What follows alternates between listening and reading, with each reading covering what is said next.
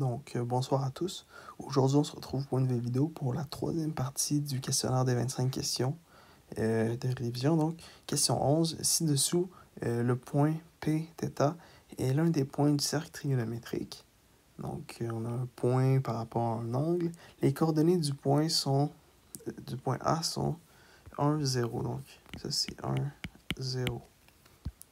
Alors, ça serait cos θ et sin θ. Bon, fois 1, là, bien sûr, mais ça change rien. Donc, quelle est la valeur exacte de tan θ? Ici, que peut-on faire? Déjà, sec. Sec, c'est quoi? Sec, c'est 1 sur cos. Ça vaut moins 2. Donc, qu'est-ce qu'on peut faire? On va donc faire cos θ. Ça vaut moins 1/2. Puis là, bon, on pourrait se servir du... donc, c'est ça. Donc, moins 1/2, ça serait ici. Si on utilise le point P. Moins 1/2, là, on demande quoi? Quelle est la valeur de tan? Et moins 1/2. Puis, ça, ce que ça voudrait dire, c'est que...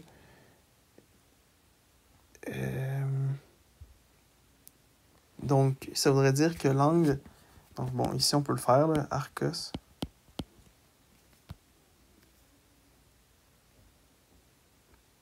Ouais, c'est ça. Arcos, moins 1/2, ça vaut 2π sur 3. Et donc, ben, en fait, tan 2π sur 3. Puis là, on pourrait y aller avec les angles qu'on reconnaît parce que on pourrait faire sin, ici 2π sur 3. Puis après, c'est divisé par moins 1/2. Donc, en fait, ça serait moins 2 sin 2π sur 3. On pourrait faire comme ça, mais on peut y aller directement, là. Donc, la valeur exacte serait de moins racine de 3. Question 12. La règle de la fonction f est fx est égal à tan pi sur 8x moins 2. La fonction g possède les caractéristiques suivantes. Elle possède une asymptote commune avec la fonction f. Sa valeur initiale est la même que celle de la fonction f. Laquelle des règles suivantes peut être celle de la fonction g? Ok, comme tantôt. Comme pour la question 9 ou 8. Donc, f de 0, ça va être tan de... ben, ça serait 0, donc moins 2. Puis ça serait moins pi sur 4. Puis, ben, moins pi sur 4, en fait, on se retrouve avec une valeur de moins 1. Parce que pi sur 4, c'est comme 45 degrés. Puis, tan, c'est sin sur cos. Donc, ça serait sin, il serait négatif, mais cos, il resterait positif.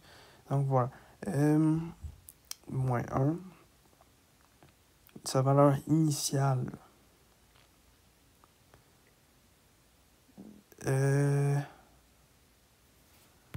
Donc, ça serait... Bon, on peut y aller un petit peu par élimination. Déjà, quand x vaut 0, donc on aurait 12 sur moins 6 moins 1. Donc là, on aurait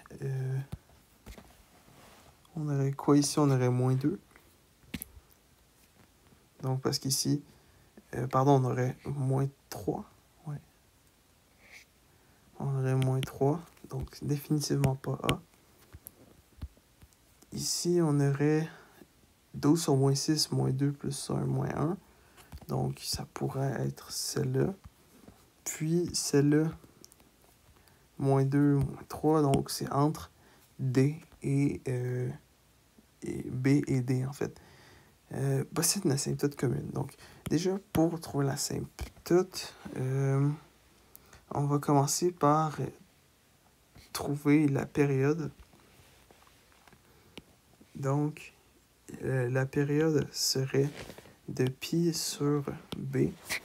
Donc, valeur absolue de b, mais bon, ici, b, on va garder ça positif. Donc, la période serait de pi sur 8. Donc, la période serait de 8. OK.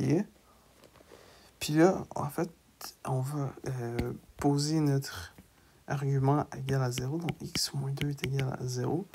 Donc, lorsque x... On va juste faire une petite chose ici pour trouver l'asymptote.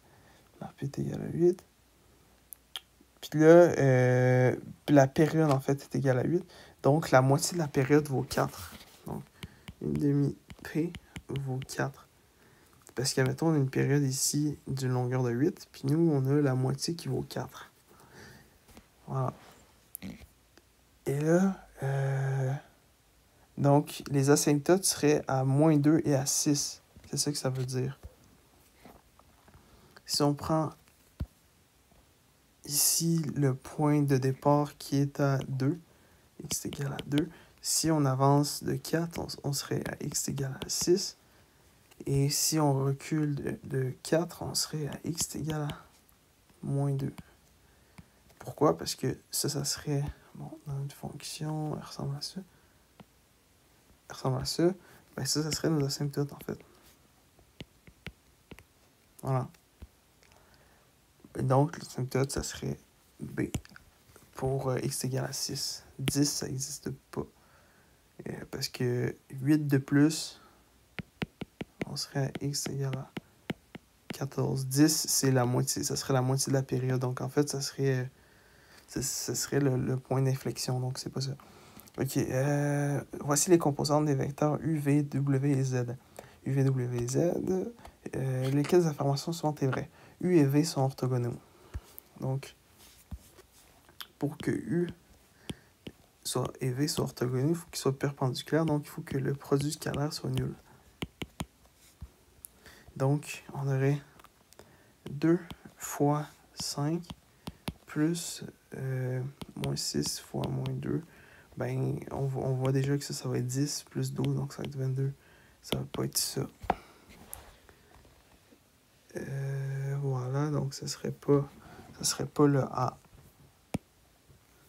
Ok, ensuite on a U et Z. U et Z sont orthogonaux, donc ça c'est notre prochaine possibilité. On va regarder ça. U et Z. Donc ça serait 2 fois 10 Z plus 36.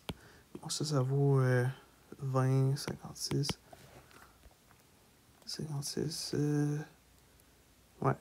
Donc ça marche pas. Ça égale pas à 0. V et W sont collinaires. Pour qu'ils soient collinaires, il faut qu'il y ait un facteur commun. Donc, il faudrait que 5 sur 20 est égal à moins 2 sur moins 8. Donc ici, on a fait un x4. Puis ici, on a également fait un x4. Donc ça serait le C qui serait vrai. Donc ça serait vraiment le C, puis celle-là, ça devrait être faux. Donc W et Z sont collinaires. Donc 10 sur 20, il faudrait que ça soit égal à moins 6 sur moins 8. Donc on a une demi sur... il faudrait que ça soit... Ça, c'est un 8. Hein. Ça, on a 3 quarts. Vraiment pas égal. Donc, voilà. Le C. 14. Rosalie fabrique 2 types de bijoux qu'elle vend sur sa boutique en ligne. Des bracelets et des colliers. Différentes contraintes limitent le nombre de bracelets et de colliers qu'elle peut fabriquer chaque semaine. Chaque semaine, elle fabrique un maximum de 24 bijoux.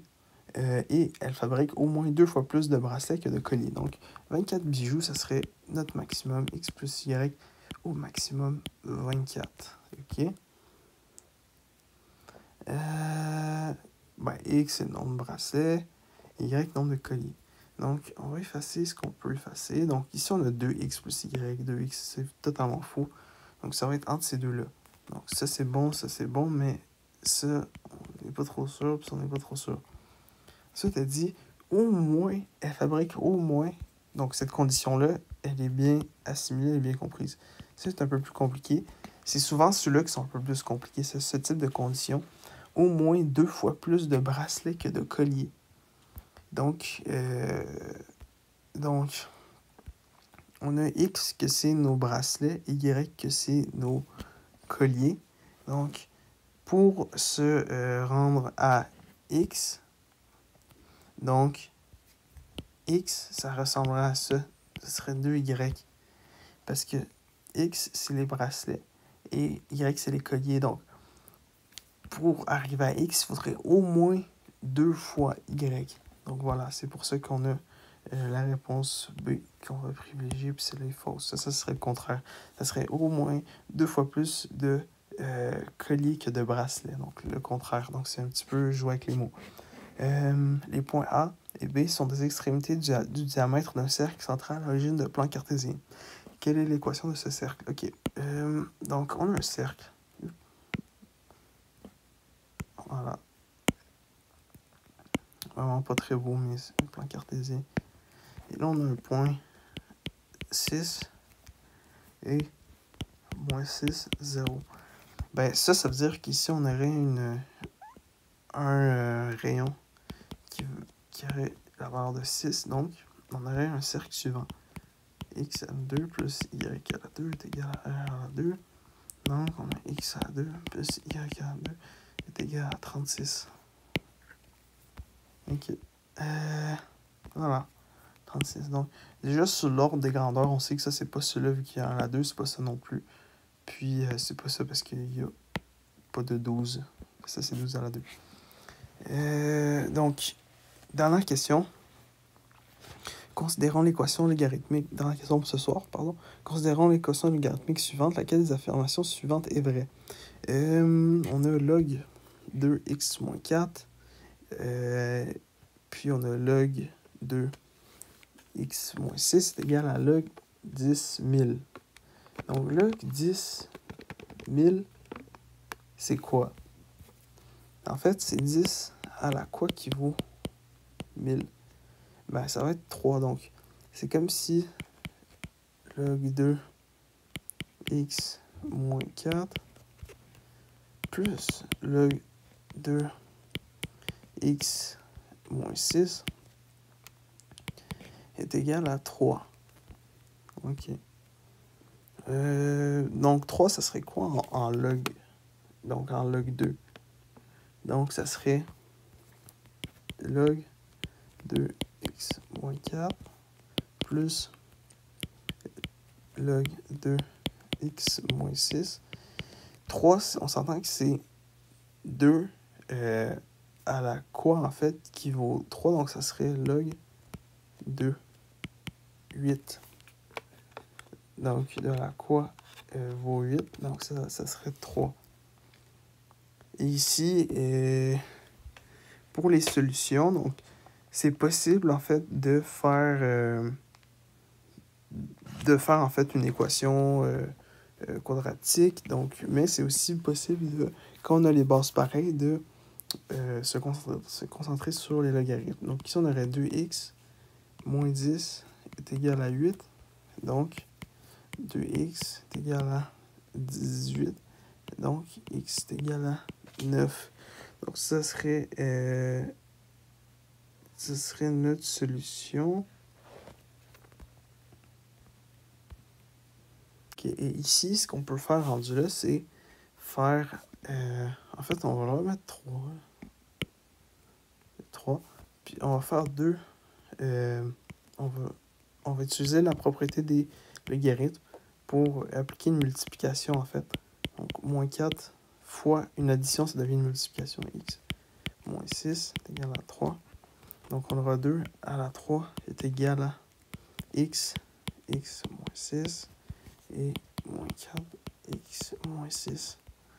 Alors, on a 8 est égal à x à la 2 moins 6x moins 4x plus 24. Alors, on a x à la 2 moins 10x plus 24 moins 8, ça va être 16. 16 est égal à 0. Vous épargnez la quadratique, x1, x2. Ici, on aura 8, puis on aura 2. Et là, il va falloir être intelligent. Être intelligent. Il va juste falloir porter une petite réflexion, puis voir si on peut utiliser chacune des deux solutions. D'abord, la condition, c'est qu'il faut que l'argument soit supérieur à 0. Okay. Donc là, on va prendre x moins 4. Puis ça, il faut que ça soit supérieur à 0. Donc x, il faudrait qu'il soit supérieur à 4. Et l'autre condition, l'autre argument, ça serait x moins 6 supérieur à 0. Donc x, il faudrait qu'il soit supérieur à 6. Puis là, puisque on a une suite logique, il faut que x soit supérieur à 4. Puis qu'il faut aussi qu'il soit supérieur à 6 pour satisfaire ces deux conditions-là logiques. Il faudrait que x soit supérieur à 6. Parce que la dernière bat la première. Donc, x soit supérieur à 6. Donc, pas celle-là, car x2 est inférieur à 6. Donc, il y aurait une seule solution positive. Donc, il n'y en a aucune solution. Une solution positive et négative, non. Deux solutions, non. Fait que c'est la réponse B. Donc, merci à vous de votre écoute et on se retrouve à demain pour l'avant-dernière, la prochaine partie en fait des 25 questions. Donc, merci beaucoup.